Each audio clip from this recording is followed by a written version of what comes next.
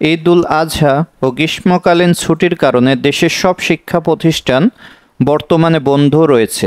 এই ছুটি 1 জুন থেকে শুরু হলেও কিছু প্রতিষ্ঠান 3 জুন থেকে ছুটিতে গেছে।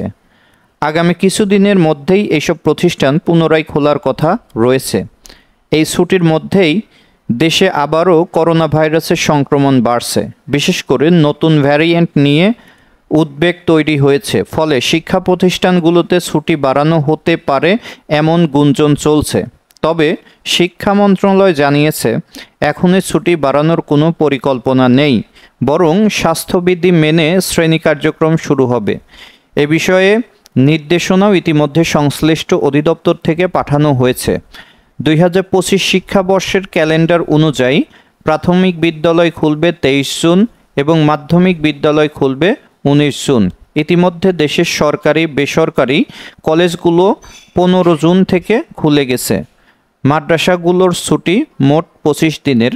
মাদ্রাসা শিক্ষা বিভাগের সময়সূচি অনুসারে সরকারি আলিয়া মাদ্রাসা ও বিভিন্ন বেসরকারি ইবতেদায়ী, দাখিল, আলিম, ফাজিল ও কামিল মাদ্রাসা খুলবে 26 জুন।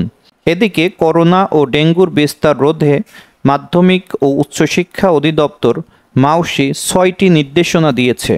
শিক্ষক ও শিক্ষার্থীদের সচেতন করতে প্রচারণায় সক্রিয় ভূমিকা রাখার জন্য নির্দেশনাও দেওয়া হয়েছে। মাউসির সহকারী পরিচালক খালিদ হোসেনের স্বাক্ষরিত বিজ্ঞপ্তির মাধ্যমে এসব নির্দেশনা পাঠানো হয়েছে।